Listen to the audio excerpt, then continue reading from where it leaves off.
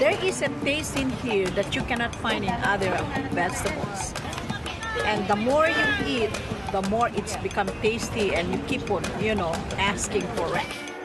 What this farmer in Hawaii is talking about is not a vegetable, it's a tree. And while Vicky Domingo says it has an unusual flavor, there's more to this tree than meets the taste buds. You keep on eating and eating and you can feel your body is more energetic, more healthy, and you can see the difference. You're not dropping, you keep on, just so active. You have to remove one by one like this. Domingo says she has grown this tree on her farm for more than 25 years. She harvests moringa twice a week all year round.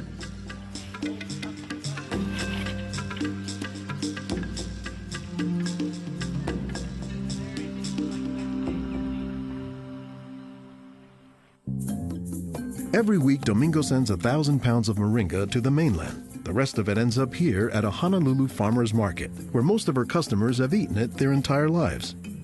Well, in the Philippines, it's a third country. In other words, not a rich country.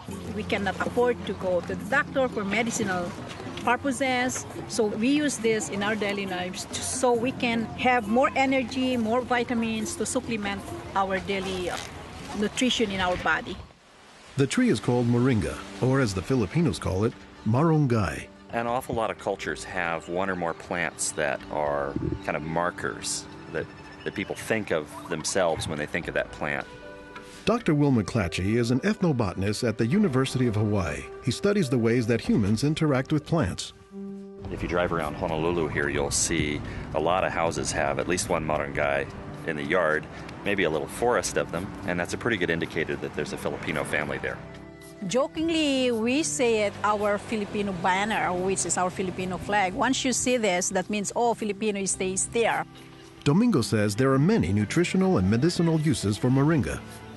All parts of the tree are usable, from the roots to the stem, to the leaves, to the flowers, and to the pod. The roots, you can use that as a tea. And then the trunk, you can scrape it, squeeze it, get the juice, put in your cut skin, and your skin will heal. Some of this may be folktale, but some cultures have used moringa as a medicinal plant for thousands of years. McClatchy says moringa is worthy of its reputation as a tree with unusual nutritional properties. Thank you. Moringa is one of these trees that is a multi-purpose plant that fulfills such a high percentage of kind of basic needs that when people get used to using it, they really can't see what it's like to live without it. And many cultures don't. Today, moringa is used as a remedy and, in essence, a multivitamin in many of the world's warmest regions. Moringa is used widely in Africa and South Asia, and it's been introduced into South America and Central America, where it's also being used. So, this is not just a plant of a single community. We were just talking this morning with one of the owners of this plantation, and he was just telling me how the last time he was here, he had a handful of moringa leaves and that he worked all morning on it and felt great. Dr. Mark Olson is a botanist and a leading expert on moringa. He teaches at Instituto de Biología, Universidad Nacional Autónoma de México in Mexico City. Here, he is visiting a new moringa farm about 2 hours outside the city limits. So they've just planted these here, and soon they'll be nice and big. Olson says that while moringa can grow in places like Mexico or Hawaii, the tree is native to arid subtropical regions, places like Africa and southern India, hot places where moringa has proven its persistence. And this is a plant that really does do extraordinarily well in some of the most difficult areas, in areas that are very hot, areas that are very dry, areas where other things are very difficult to cultivate. Look at the little tuber there. This is one of the reasons it survives so well in dry areas. Also, they're storing lots of water in the wood. So that's one of the reasons this is such a remarkable tree. They don't have particularly deep roots. That's sort of a myth about moringas, that they survive because they have deep roots. No, they're storing water in their roots in their trunk. But moringa, says Olson, does a lot more than just survive, despite the tree's sometimes scraggly appearance. I don't think they're actually the most attractive tree. They're more a tree that you look at and you sort of love the way you love a scruffy friend or a scruffy dog. Because the branches sort of splay here and there, and they get burdened down with huge quantities of fruits on them. And that's actually what makes the tree so remarkable, is that it's such a generous tree. And that's because people have found multiple uses for so much of the tree, including its seeds. They're full of oil. You press the seeds, and then this wonderful aromatic oil comes oozing out, which you can use for cooking, you can use for cosmetics or lubrication or whatever. And the cake, the press cake, the stuff that's left over after pressing the seed, that is what's used for water purification. Water purification, Olson says, is especially useful in developing countries where clean water is hard to come by. But the benefits don't stop there. Some of the things I think are most exciting about moringa is, for example, the high vitamin content. There's a lot of vitamin A in the leaves. And worldwide, that's a problem. A lot of people have problems in development of their eyes because they don't have enough vitamin A. Moringa's vitamin A content, and its content of vitamins in general, has caught the attention of scientists around the world.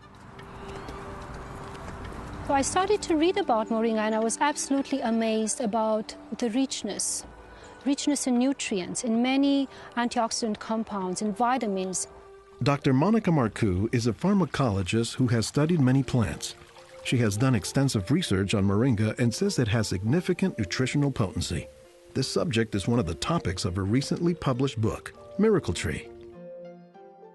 To me, it was just a natural pathway from my scientific background and my love for trees to writing this exciting book on one of the most exciting and extraordinary trees of our world. Marcoux spends much of her time looking at trees and plants, both as a pharmacologist and as an artist. While Marcoux, the nature photographer, is grabbing shots of plants, Marcoux, the pharmacologist, says she has a bigger concern. We are having an epidemic of cancer and cardiovascular diseases and many other chronic diseases. It's because we basically do not eat what we are supposed to eat. Most of the plants are famous for a particular type of nutrient, like for instance, the orange or the lemon is famous for a high content of vitamin C. The spinach, for instance, on the other hand, is famous for its iron content. Moringa is very unusual because this single plant contains a wide variety of nutrients, but also in quite very high amounts. Marcoux says this concentration of nutrients, combined with low calories and low sodium content, makes moringa an ideal energy food or supplement that can help offset the typically unhealthy Western diet. Many of the Westerners are also deficient in antioxidant and anti-aging substances that are mostly found in plants. Antioxidants, according to the National Institutes of Health, protect the body's cells and may prevent cancer. And Marcoux says moringa is a treasure trove of antioxidants that happen to work hand in hand. Antioxidant substances and antioxidant vitamins work together in the body. For instance, it's known that selenium works better in the presence of vitamin E. Moringa has high amounts of selenium and has also vitamin E. While many plants contain antioxidants, Dr. McClatchy says that moringa is also high in the nutrients we usually associate with meat. Moringa is well known for being a good source of leafy green vegetable protein. And you don't get a lot of protein out of many vegetable foods other than like beans and things like that. So getting it out of the leaves is really a big deal. And while there are a few other plants like soy that are protein rich, Olson says moringa is special. I have a lot of food allergies. I'm allergic to wheat, I'm allergic to eggs. Soy tends to be a fairly highly allergenic food. It causes allergies easily in many people. We think that this is because of the form that some of the proteins are in soy. They're apparently in a form that's very simple and fairly easy for the body to assimilate in moringa. According to the United States Department of Agriculture, moringa contains 18 of the 20 amino acids, building blocks of proteins that are found in the human body. And, says Marcoux, moringa is one of the few plants that contains all of the essential amino acids. Moringa contains all the 9 essential amino acids that actually we cannot produce. Their presence, but also their ratio, is very beneficial, and it is estimated that this ratio is very good for absorption and for being bioavailable to our bodies. Further research is needed to establish the bioavailability of all of moringa's nutrients. But in some places, scientific studies may be too long a pursuit and take a back seat to a harsh reality. In most of sub-Saharan Africa, any baby has a 20% chance of dying before he reaches the age of 5. In some countries, up to 40%. And even those who survive past the age of 5, up to half or more will suffer from malnourished physical and mental development. C'est des lésions de malnutrition. These are lesions caused by malnutrition around the neck and around the waist. They are dry now, but will become permanent scars. As the former regional representative for Church World Service in Senegal for 16 years, it was Lowell Fugley's mission to help local clinics develop ways to save children at risk to malnutrition. Having been born myself into a middle-class American family, I thought it was just by chance that I was born in these conditions and not in the condition of a poor African family in the bush of Africa and living a malnourished life. And so I have a certain obligation to share what I received. In his quest to combat malnutrition, Fugley came across moringa in the late 1990s. It contains more vitamins and minerals in various combinations than you find in any other possible vegetable. And I thought to myself, if this source of nutrition could be made available at the village level, then this could be a very effective tool in preventing malnutrition. What Fugley says he didn't know at the time was that the Senegalese people were already familiar with moringa. It was only through a Peace Corps volunteer working in forestry who told me that, oh, moringa is already growing in Senegal. Not only was it growing, the people had been using it for generations, only they didn't refer to it as moringa. They called it nebedai, which Fugley suspects comes from the English words never die, after the tree's resilience. I ask any Senegalese, do you know the nebedai tree? Oh, yes, my mother makes a sauce from the leaves of this tree. We call it mboum.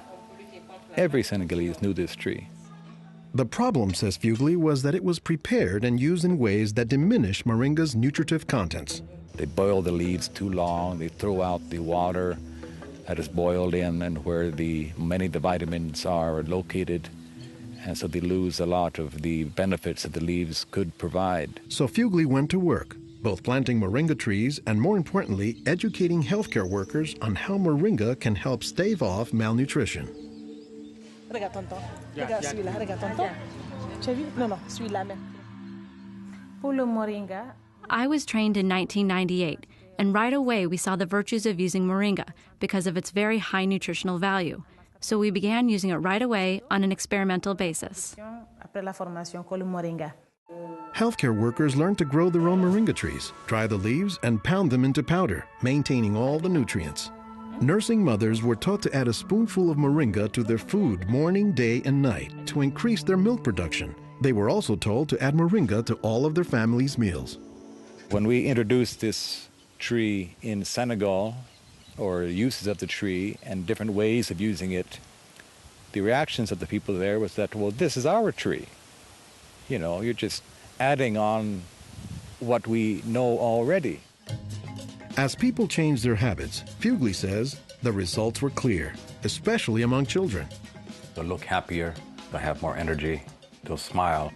When they came to the clinic, limp, eyes drooping, no energy, and within 3 weeks, you see them bigger, healthier, and smiling. La récupération avec le moringa a été beaucoup plus rapide. We observed that it was much, much more effective than the classic system we had been using, which was based on imported and costly products, such as milk powder, sugar, and vegetable oil. With moringa, people can go into town and find it themselves. Et on l'a, même des fois sans un sou. Moringa is still being used, it's still being promoted, it's still being very valued, even without our input from the outside. Moringa, it doesn't die, it can continue on its own. So you have to eat the moringa on a daily basis. And all their grandkids are eating it every now and then, even my own children, and they are already professionals, and yet they come home and eat it. And while moringa is mostly considered an ethnic food, the trend, says McClatchy, is that more nutritious plants, like moringa, are finding their way into the mainstream. Our diets are pretty bad, although they are improving. But one of the reasons they're improving is because we're starting to adopt more and more of these kinds of plants.